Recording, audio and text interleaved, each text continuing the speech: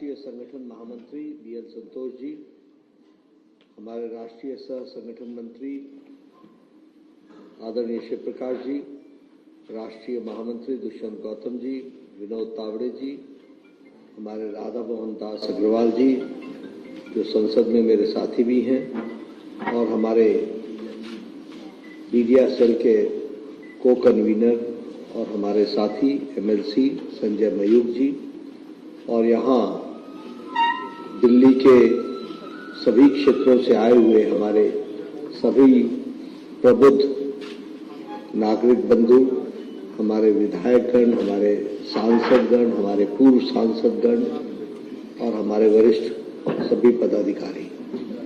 हम सब जानते हैं कि 25 जून 1975 को हम यहाँ पर एक काला दिवस के रूप में मना रहे हैं, और हम इमरजेंसी को याद करने का और जो एक तरीके से प्रजातंत्र के गला को घोटने का जो कुत्सित प्रयास हुआ था वह जनता के सामने आए, इस प्रयास से भारतीय जनता पार्टी सारे देश में इस तरीके का कार्यक्रम कर रही है। और उस कार्यक्रम में आज यहाँ भी दिल्ली प्रदेश में भी और राष्ट्रीय कार्यालय में भी और बाकी सब स्थानों पर भी इस तरीके के कार्यक्रम हो रहे हैं, जहाँ हम इमरजेंसी को याद करते हैं और इमरजेंसी के दिनों को हम याद करके जो कुत्सित मानसिकता थी वह फिर से आगे कितनी बड़ी चैलेंज है उसको समझ करके याद रखना यह प्रजातंत्र के लिए, सजग प्रजातंत्र के लिए आवश्यक है। इस बात को ध्यान में रखते हुए आज हम सब लोग यहाँ पर एकत्र आए हैं। हम अभी 18वीं लोकसभा का गठन और देश का चुनाव का सबसे बड़ा पर्व हम मना करके आए हैं। सबसे पहले तो हमको ये समझना पड़ेगा कि हमारा देश, जिसे हम मदर ऑफ डेमोक्रेसी कहते हैं और जो लगभग 1100 साल पहले का भी है, जो चित्र हम सबको देखने को मिलता है, जिसमें उत्तरा मेरू स्थान पर प्रजातंत्र की बुनियादी बातों का हमको जिक्र मिलता है, और इसीलिए हम गौरव के साथ कहते हैं कि डेमोक्रेसी कोई वेस्टर्न वर्ल्ड की देन नहीं है, मदर ऑफ डेमोक्रेसी वही है तो वो भारत वही है। और ऐसे प्रजातंत्र को का गला घोटने का काम कांग्रेस पार्टी ने किया, वो भी हमको ध्यान में रखना चाहिए। लेकिन हम सबको यह भी मालूम है कि देश उसके खिलाफ खड़ा हुआ और हम लोगों ने डट करके उसका विरोध किया, और उसी का नतीजा है कि प्रजातंत्र भी बहाल हुआ और आज दुनिया का सबसे बड़ा लोकतंत्र का चुनाव भी अभी हम संपन्न करके 18वीं लोकसभा हम बना रहे हैं। मित्रों, यहां बहुत से लोग हैं, मुझे मालूम नहीं, लेकिन मैं आप सबसे इतना जरूर चाहूंगा कि आप जिन लोगों ने इमरजेंसी देखी है उनसे आप इस सप्ताह में जरूर मिलिए और उनसे आप जरा जानने का प्रयास कीजिए कि किस तरीके को भारत को पहुंचा दिया गया, कैसी परिस्थिति ला करके खड़ी कर दी थी। आज का नौजवान का बच्चा कभी कल्पना भी नहीं कर सकता, और ये कल्पना इसलिए नहीं कर सकता कि उस समय जिन लोगों ने प्रजातंत्र की रक्षा के लिए अपनी आहुति दी थी उसकी ताकत के कारण आज प्रजातंत्र मजबूत होकर के खड़ा है कि वो आज हम कोई कल्पना नहीं कर सकते कि इस तरीके की परिस्थिति। मैं जब इस बात को कहता हूं तो आपको इस बात को भी ध्यान में लाना चाहता हूं कि आज 50 साल हो गए, 50 इयर्स, 50वां साल है जब हमने इमरजेंसी के दुर्दिन देखे थे। आप कल्पना नहीं कर सकते हैं, एक रात में 9000 लोगों को उठा लिया गया, एक रात में। और किनको उठाया गया? कोई देश का नेता, प्रमुख नेता बचा नहीं। मोरारजी देसाई, मोहन धारिया, अटल बिहारी वाजपेयी, लाल कृष्ण आडवाणी, ऐसी लंबी श्रृंखला है जिनको उसी रात उठा लिया गया और उनको जेल में एक दिन नहीं, 2 दिन नहीं, 19 महीने से ज्यादा रहना पड़ा, 19 महीने से ज्यादा रहना पड़ा। यह परिस्थिति लाकर के खड़ी की। और क्या कसूर था? कसूर सिर्फ इतना था कि प्रजातंत्र की मजबूती के लिए और प्रजातंत्र की रक्षा के लिए उन्होंने आवाज उठाई थी। हम सबको मालूम है, मुझे जहां तक याद पड़ता है, शायद वो 12 जून की तारीख थी जब इलाहाबाद हाई कोर्ट का 1975 में 12 जून को इलाहाबाद हाई कोर्ट का फैसला आया था। और उस इलाहाबाद के हाई कोर्ट के फैसले के कारण प्रधानमंत्री उस समय इंदिरा गांधी जी थी, उनका चुनाव निरस्त हुआ था। वो अनफेयर मीन्स से चुनाव लड़ रही थी। ये इलाहाबाद हाई कोर्ट का जजमेंट था। आप सोच सकते हैं, आज हमारे नौजवान बच्चों को शायद पता नहीं होगा, हमारे नौजवानों को मालूम नहीं होगा कि प्रधानमंत्री अपने कुर्सी पर रहते हुए इंडिक्ट हुई थी इलाहाबाद हाई कोर्ट से, और इलाहाबाद हाई कोर्ट ने उनके चुनाव को निरस्त किया था। और यही नहीं, 6 साल तक इलेक्शन से डिबार भी किया था। यह स्थिति आकर के खड़ी हुई थी। इस तरीके से उस समय की स्थिति आई थी। और उसके बाद कानून को बदला गया। कानून को बदलने के बाद श्रीमती इंदिरा गांधी प्रधानमंत्री के रूप में मौजूद रही। और ये जो लड़ाई चल रही थी, वैसे तो लगभग 1974 से शुरू हो गई थी, जयप्रकाश नारायण जी के आंदोलन के माध्यम से, जो सारे देश में प्रजातंत्र को बचाने के लिए और बेरोजगारी, भ्रष्टाचार, भाई भतीजावाद के खिलाफ जो आंदोलन चल रहा था, उस आंदोलन के माध्यम में ये जब श्रीमती इंदिरा गांधी का फैसला आया और जिस तरीके से उन्होंने संविधान को बदल करके अपनी कुर्सी की रक्षा करने का प्रयास किया, उस समय सारा देश आंदोलित हो गया, उद्वेलित हो गया। और उस उद्वेलना को रोकने के लिए 25 जून की रात को श्रीमती इंदिरा गांधी ने इमरजेंसी लगाई और हजारों लोगों को उसी रात को उनको अरेस्ट कर लिया गया, जिसमें मैंने नाम आपको बताया। देश का कोई प्रमुख नेता नहीं था जो बचा हो, कोई प्रमुख नेता नहीं था। यानी अगर आप 1977 के लोकसभा के प्रत्याशियों की सूची उठाएंगे तो उस सूची में जो भी एमपी बना वो कोई ऐसा मेंबर पार्लियामेंट नहीं था जिसने 18 महीने 19 महीने जेल में नहीं काटे हो। इस तरीके की परिस्थिति थी। और मैं एक बात और आपको बताना चाहूंगा,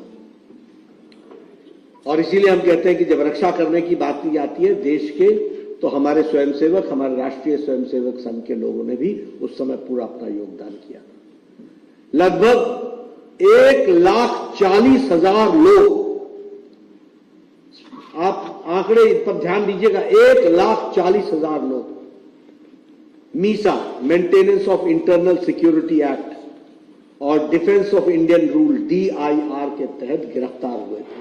1,40,000।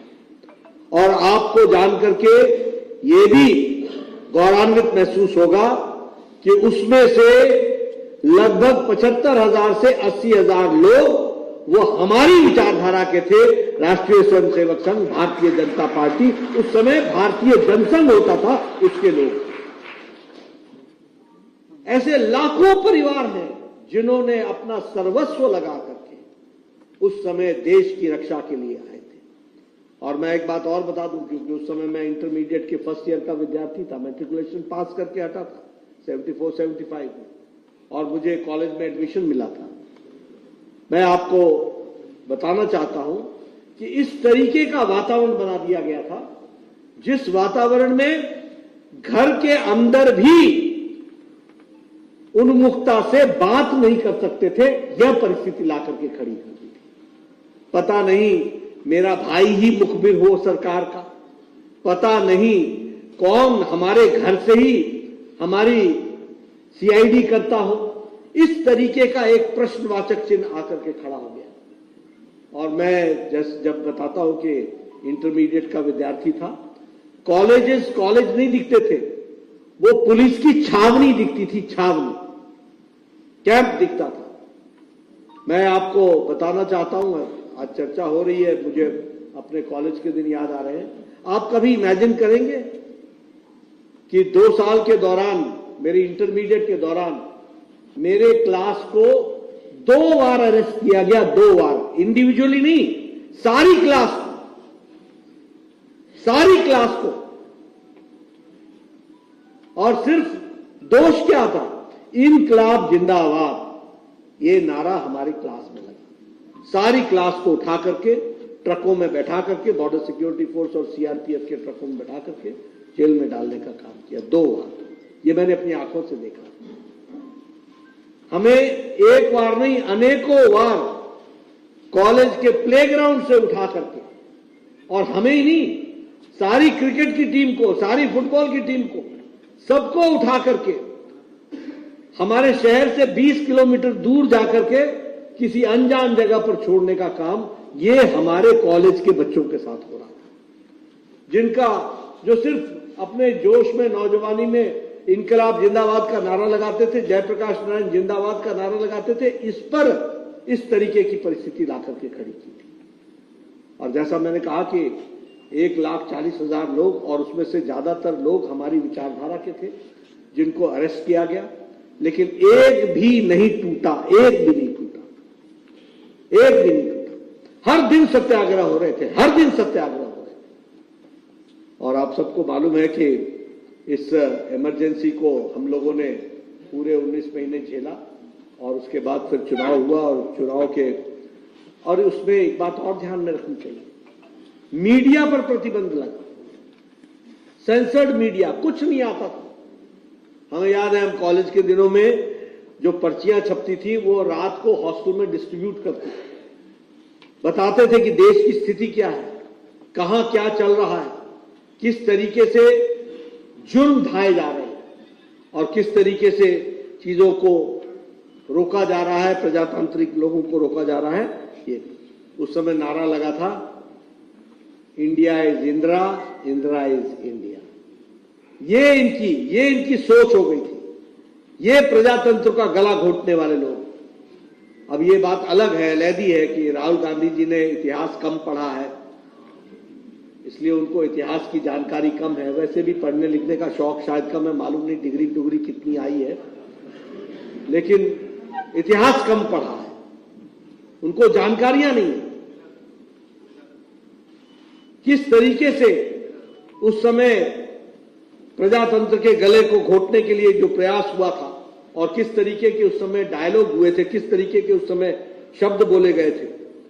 और हम सबको मालूम है कि फिर 1977 में उसके बाद जिस तरीके से आंतरिक लोकतंत्र बहाल हुआ और तानाशाही वाली सरकार गई, ये सब हम लोगों के सामने, आंखों के सामने है। और फिर जनता पार्टी की सरकार आई। मैं यहां यह भी बताना चाहता हूं कि कांग्रेस के सोच में, उनके कार्यशैली में, उसमें प्रजातंत्र की कोई गुंजाइश ही नहीं है, कोई गुंजाइश नहीं। आप कांग्रेस का इतिहास उठा करके देखिए, क्या यह सच्चाई नहीं है कि सुभाष चंद्र बोस एक इलेक्टेड प्रेसिडेंट थे, जिनको प्रेसिडेंट रहने के बावजूद उनको हटना पड़ा और इस्तीफा देना पड़ा? क्या यह सच्चाई नहीं कि सरदार पटेल, जो सबसे पॉपुलर लीडर थे, वो प्रधानमंत्री नहीं बन सके?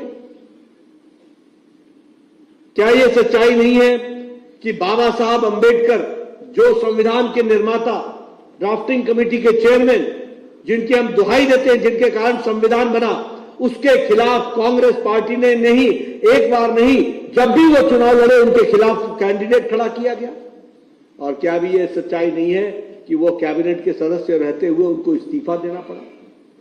इसलिए कांग्रेस पार्टी के सोच में विपक्ष की कोई जगह ही नहीं। जिसने विपक्ष किया वो जाए, पेरिश हो जाए, वो रहे नहीं, उसको समाप्ति करने में कांग्रेस ने कोई भी कसर नहीं छोड़ी है। इस बात को हमको ध्यान रखना है। और इसीलिए अभी मैं जब इमरजेंसी की बात बोलता हूं, किस तरीके से लोगों के साथ उत्पीड़न हुआ, इसकी जब मैं चर्चा करता हूं तो मैं एक बात बताना भूल गया। मीडिया को रोकने के हर तरीके के प्रयास तो हुए, लेकिन जर्नलिस्टों को भी जेल में डाला गया, उनको भी जेल की सलाखों के पीछे रखा गया।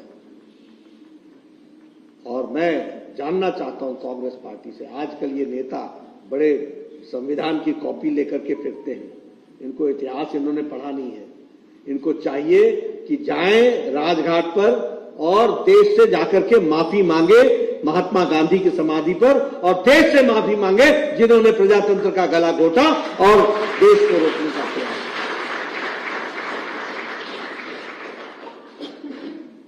किस तरीके की वातावरण को ला करके इन्होंने खड़ा किया, ये सब हम सबके ध्यान में है। अब आप देखिए, आज ये बहुत बड़े प्रजातंत्र की दुहाई देने की बात करते हैं, संविधान की बात करते हैं, और संविधान की रक्षा के ये बड़े रक्षक हैं। कांग्रेस पार्टी ने 90 बार चुनी हुई सरकारों को गिराया है, 90 टाइम्स। ये प्रजातंत्र की रक्षा करेंगे? 90 बार चुनी हुई सरकारें गिराई हैं। मैं यहां ये भी आपको बताना चाहता हूं, श्रीमती इंदिरा गांधी के खिलाफ 1973 में पहली बार श्रीमती इंदिरा गांधी ने चीफ जस्टिस को सुपरसीड करके, और वहां पर जस्टिस सेजल जो सीनियर मोस्ट जज थे उनको सुपरसीड करके एएन रे को जस्टिस बनाया। जिस जस्टिस खन्ना ने अपना नोट ऑफ डाइसेंट दिया था, उस समय जब कोर्ट का जजमेंट आ रहा था, उस जस्टिस खन्ना को डाइसेंट देने के कारण उसको भी सुपरसीड करके जस्टिस बेग ने सुपरसीड किया जस्टिस खन्ना को, और उनको सुप्रीम कोर्ट का सीजे बनाया गया। ये भी हम सबके ध्यान में है। 1986 में शाहबानो केस, ये सेकुलरिज्म की बात बोलते हैं, ये छदम धर्मनिरपेक्षता, ये स्यूडो सेकुलरिज्म का उदाहरण है कि सुप्रीम कोर्ट ने कहा कि शाहबानो को उसके मेंटेनेंस के लिए और तलाक के बाद उसको रियायत मिलनी चाहिए, उसको कंपनसेशन मिलना चाहिए, उसको फायदा मिलना चाहिए। राजीव गांधी 21वीं शताब्दी की ओर देखने वाले नेता मिस्टर क्लीन राजीव गांधी ने संविधान में संशोधन करके वह अधिकार देने से रोकने का काम किया, तो इन्होंने किया। ये सेकुलरिज्म की दुहाई देते हैं। ये सबका साथ, सबका विकास, सबका विश्वास, जिस बात को प्रधानमंत्री मोदी जी लेकर के चल रहे हैं, उसके लेटर और स्पिरिट के खिलाफ ये खड़े हुए, ये भी हमको ध्यान में रखना चाहिए। और उसी तरीके से अगर हम कहें इस दृष्टि से, तो एक नहीं अनेकों उदाहरण हैं। अभी आप देखिए, ये जो हमारे रिलीजियस डिस्क्रिमिनेशन आरटीई का एक्ट जो लेकर के आए, जिस रिलीजियस डिस्क्रिमिनेशन के तहत माइनॉरिटी इंस्टीट्यूशंस को सब तरीके की सुविधाएं दी गई, और जो मेजॉरिटी इंस्टीट्यूशंस थे उनको, जो भी एडेड और अनएडेड स्कूल्स थे, उनके साथ दोहरा मापदंड करने का काम किया। ये हम सबके ध्यान में है। और उसी तरीके से अपनी ही सरकार का 2013 में चुनी हुई सरकार कैबिनेट का ऑर्डिनेंस, उसको फाड़ने का काम किसी और ने नहीं किया, ये शहजादा राहुल गांधी ने किया। ये प्रजातंत्र की दुहाई देने वाले लोग हैं, अपनी चुनी हुई सरकार इस तरीके की स्थितियां ला करके खड़ी की हैं। मैं यहां ये भी बताना चाहता हूं कि प्रजातंत्र, मतलब मैं, अगर आप कहिए तो मैं हमेशा एक बात कहूंगा, रस्सी जल गई है, बल नहीं गया। जनता ने नीचे लगा दिया, लेकिन अड़ नहीं गई। आप देखिए जिस तरीके की भाषा और जिस तरीके से ये चर्चाएं करते हैं, वो भी हम सबके को ध्यान में है। न संसदीय मर्यादाओं का ध्यान में रखते हैं, और न ही संसदीय शब्दावली का ध्यान में रखते हैं। आज चर्चा करते हुए कहा, अब आप बताइए, आज दिन तक कभी भी लोकसभा के स्पीकर का चुनाव कंडीशनल होता है क्या? कंडीशन के साथ होता है क्या? डिप्टी स्पीकर तय करो, तब हम स्पीकर में तुम्हारे को मदद करेंगे। और ये कौन कह रहे हैं? ये वो लोग कह रहे हैं जिन्होंने कांग्रेस की सरकार में तेलंगाना में स्पीकर भी अपना बनाया है और डिप्टी स्पीकर भी अपना बनाया है। ये चर्चा करने बैठे। कर्नाटक में इनका ही स्पीकर, इनका ही डिप्टी स्पीकर। ममता प्रजातंत्र की बात बोलती है। वेस्ट बंगाल में इनका ही स्पीकर, इनका ही डिप्टी स्पीकर। तमिलनाडु में डीएमके का इनका ही स्पीकर, इनका ही डिप्टी स्पीकर। केरला में इनका ही स्पीकर, इनका ही डिप्टी स्पीकर कम्युनिस्ट पार्टी का। ये हाथी के दांत दिखाने के और खाने के और। ये ऐसे लोग हैं जो हिपोक्रेसी में जीते हैं, ये दोहरे मापदंड में जीते हैं। और इस तरीके की आपको इनकी मानसिकता के बारे में ध्यान में तो आया ही हो। जब आज हम इमरजेंसी को याद कर रहे हैं, काला दिन को, तो याद रखना इनके मन में यही विचार है और वो एक ही विचार है, मेरी मानो नहीं तो हम तुम्हारे साथ जो व्यवहार करेंगे वो अभी आप सबके सामने है। मित्रों, मैं चाहूंगा कि आप सबके माध्यम से इमरजेंसी की याद को ताजा करते हुए इनके जो षड्यंत्र थे और इन्होंने जिस तरीके से प्रजातंत्र का गला घोटा, और एक बार नहीं, ये बात करते हैं इंस्टीट्यूशंस की, जिन्होंने एक समय में सुप्रीम कोर्ट जैसे इंस्टीट्यूशन को अपने गिरफ्त में लेने का प्रयास किया, वो इंस्टीट्यूशंस की बात करते हैं। मैं वही तो कह रहा हूं कि स्पोर्ट्स कोटे में आकर के कॉलेज में एडमिशन हो जाए तो अच्छा छात्र नहीं हो जाते।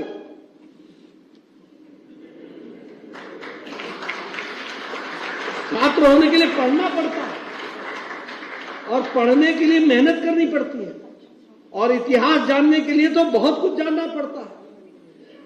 ये सिल्वर स्पून से पैदा हुए लोग ये क्या जाने प्रजातंत्र की दुहाई देने वाले। इसलिए मित्रों, ये हमारी जिम्मेवारी है कि हम प्रजातंत्र की रक्षा करेंगे।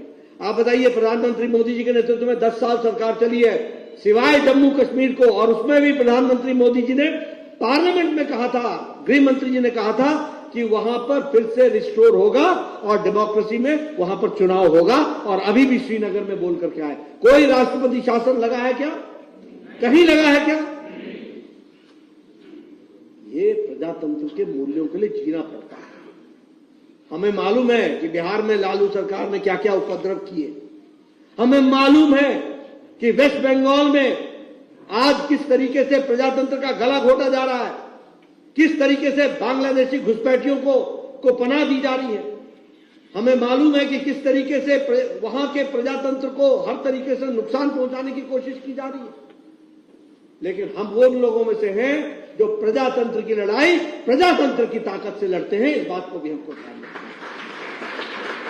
लेकिन ये वो लोग हैं जो हर तरीके से षड्यंत्र करके प्रजातंत्र को कुत्सित करने का, गला घोटने का काम करते हैं। और इसीलिए हम ये चाहेंगे कि आप इन सारी बातों को जनता के बीच में ले जाएं। हमारे एक सप्ताह ये कार्यक्रम चलने वाला है, जिसमें हम जन जन तक इनकी काली करतूतें, इनके गैर प्रजातांत्रिक मंसूबे, इनके गैर प्रजातांत्रिक तरीके से किए गए कार्यों को जनता के सामने रखेंगे और इनका जो असली चेहरा है उसको हम सामने उजागर करेंगे। और ये जो मुखौटा लेकर के घूम रहे हैं प्रजातंत्र का, और ये जो संविधान के रक्षक बनकर के घूम रहे हैं, जिन्होंने कि संविधान की एक बार नहीं अनेकों बार अनदेखी भी की है और निरादर भी किया है, इसको जनता के सामने ले जाएंगे। ये हम आपके सामने बताना चाहते हैं। आप सब लोगों ने मेरी बात को बहुत गौर से सुना है, इसके लिए आप सबका बहुत बहुत धन्यवाद। आगे ये कार्यक्रम चलेंगे। इन्हीं शब्दों के साथ धन्यवाद।